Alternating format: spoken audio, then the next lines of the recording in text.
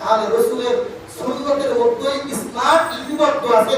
রাসূলের বাইরের মধ্যে যারা ইসলাম খুঁজে বরঞ্চ তারা ইসলামের মধ্যে নাই, তারা খাইয়ার মধ্যে আছে। রাসূলের তরিকার মধ্যে ইসলাম নিহিত আছে। সবাই বলে ঠিক কিনা বলেন?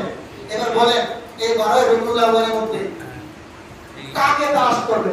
যিনি জিন্স পরে, ফ্রি কোয়ার্টার পরে, হাফ গেঞ্জি পরে, উলঙ্গ হয়ে দাঁড়ায়, অর্ধউলঙ্গ হয়ে দাঁড়ায়, তারা আপনাদের জন্য ইসলাম নাকি নবী মুহাম্মদ রাসূলুল্লাহ আপনাদের জন্য ইসলাম? বলেন তো আমরা আমরা আমরা ফলো করবো নাকি? বলেন তো নবী মুহাম্মদ রাসূলুল্লাহ সাল্লাল্লাহু আলাইহি ওয়াসাল্লামকে আল্লাহ তাআলা সবাইকে তৌফিক দান করুন। সকলে বলি আমিন। আরেকটি শেষ কথা বলে শেষ করব। এই কথা বলে শেষ করব, যেহেতু উপরে লাইন দেওয়া হয়েছে মা ব্যাপারে, মা বোনদের ব্যাপারে কয়েকটি কথা বলবো।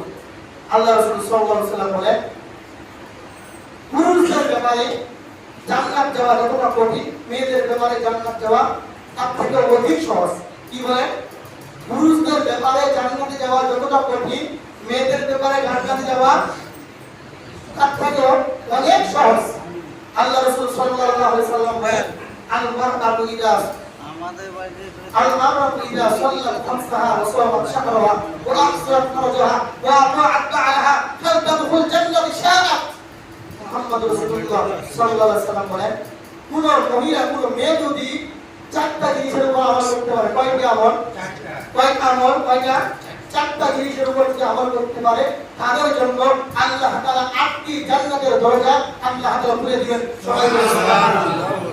মুহাম্মদ রাসূলুল্লাহ সাল্লাল্লাহু আলাইহি ওয়াসাল্লাম বলেন আল মারআতু ইযা সাল্লাত খামসাহা, আল মারআতু ইযা সাল্লাত খামসাহা, কেউ যদি, কোন মহিলা যদি, আল মারআতু ইযা সাল্লাত খামসাহা, কেউ যদি 5 ওয়াক্ত নামাজ পড়ে, ওয়াসামাত শাহরাহা, কেউ যদি রমজান মাসে যদি রোজা রাখে, ওয়া আতাআত বা'লাহা, কেউ যদি স্বামীর ইত্তিবা করে, কি করে ভাই?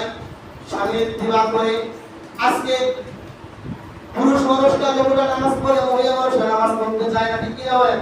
বাড়ির মধ্যে থেকে জামা হয় না, অথচ মা বোনদের কাজ কি?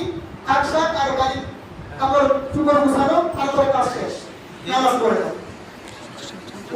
আল মারআতু ইযা সাল্লাত খামসাহা ওয়া সামাত শাহরাহা, রমজান মাসে রোজা রাখতে চায় না। ওয়া আতাআত বা'লাহা, স্বামীর ইত্তিবা করা। কি করে ভাই?